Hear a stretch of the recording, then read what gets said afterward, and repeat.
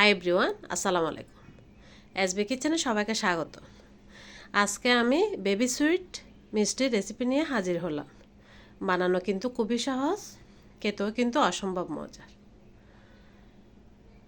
মিষ্টিটা বানানোর জন্য আমাদের প্রথমে লাগতেছে একটা বাটি নিয়ে নিলাম। ওখানে আমি দিয়ে দিচ্ছি হাফ কাপ গুঁড়া দুধ, আর দিচ্ছি 1 টেবিল চামচ ময়দা, হাফ টেবিল চামচ সুজি, আর 1 চিমটি মতো বেকিং পাউডার। এবার আমি সবগুলো মিশ্রণ একটু ভালোভাবে মেখে নিচ্ছি।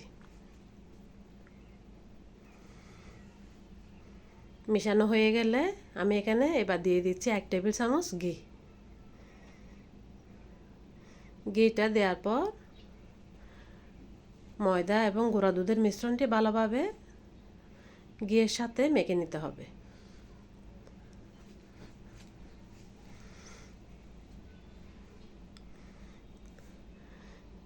মাখাতে মাখাতে এক পর্যায়ে বুঝবেন এরকম ঝুরঝুরা হয়ে গেছে, তাহলে বুঝবেন আপনার দুধের মিশ্রণটা মোটামুটি ঘিয়ের সাথে মাখা হয়ে গেছে।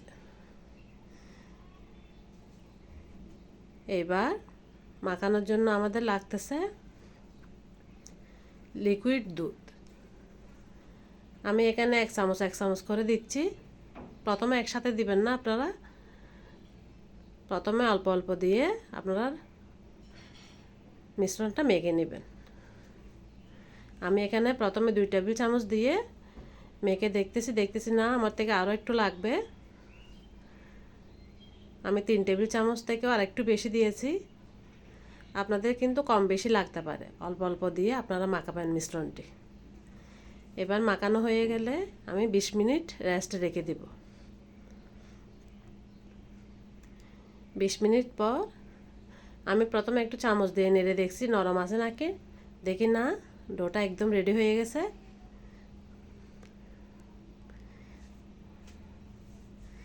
এবার আমি ছোট ছোট ময়দার মিশ্রণ নিয়ে আমি হাতের মধ্যে হালকা একটু ঘি লাগিয়ে গোল করে নিয়ে নিচ্ছি।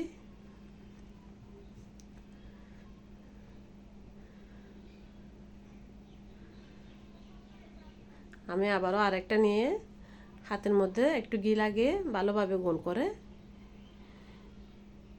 গোল শেপ দিয়ে আপনারা যে যেরকম শেপ দিবেন ওই শেপেরই তৈরি করবেন। আমি কিন্তু ছোট গোল গোল শেপেরই দিচ্ছি।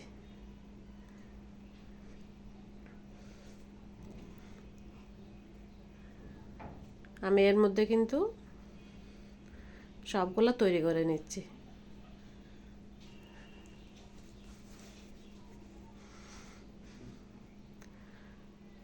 ডোটা একটু দেখবেন এটা যেন একটু মসৃণ হয়, উপরে মসৃণ হলে আপনার তেলের মধ্যে দেওয়ার সাথে সাথে আর ফাটবে না। দেখেন আমার সব কয়টা বানানো হয়ে গেছে।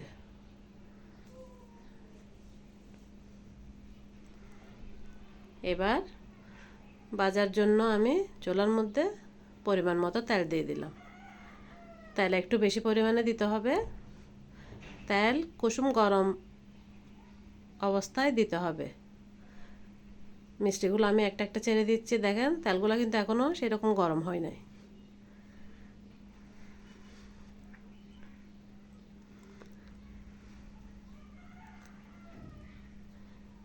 আমার জালটা কিন্তু একদম লোয়ের মধ্যে আছে। এগুলো যখন একটু ব্রাউন কালার হয়ে আসবে তখনই আপনারা চুলার আঁচটা বাড়িয়ে দিবেন। যখন আস্তে আস্তে তেলের উপরে বেশি উঠবে তখন এই পর্যায়ে হালকা হাতে পাতিলের হাতল ধরে একটু নাড়া দিবেন। এখানে এই পর্যায়ে কিন্তু চামচ বা অন্য কিছু দেয়া যাবে না, নাহলে আপনার মিষ্টিগুলো সব ভেঙে যাবে।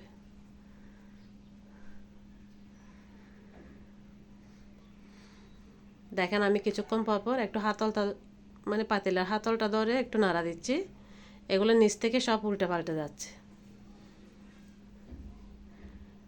কিছুক্ষণ পর দেখেন ব্রাউন কালার হয়ে আসছে। আমি এখান থেকে কয়েকটা উঠিয়ে নিচ্ছি। হালকা ব্রাউন কালার হওয়ার পর আমি কয়েকটা উঠিয়ে নিয়েছি, আরগুলো যখন আরেকটু বেশি ব্রাউন কালার হয়ে আসছে তখন আমি এগুলো উঠিয়ে নিচ্ছি। এবার আমি শিরা তৈরি করে নেব, সেজন্য আমি 1 কাপ চিনি নিয়ে নিচ্ছি।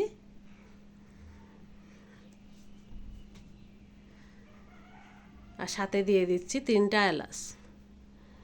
এলাচের মুখগুলো একটু ফেটিয়ে দিবেন।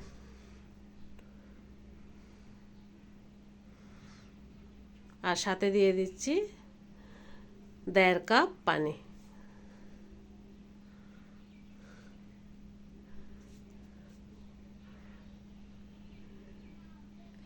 এক কাপ চিনির সাথে 1.5 কাপ পানি দিয়ে আমি এবার চুলার উপর দিয়ে দিলাম।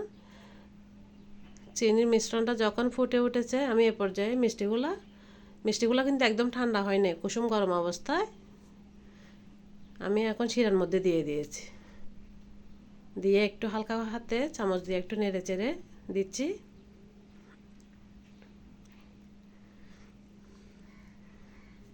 এ পর্যায়ে হাই হিটে আপনাকে 4-5 মিনিট জাল করে নিতে হবে।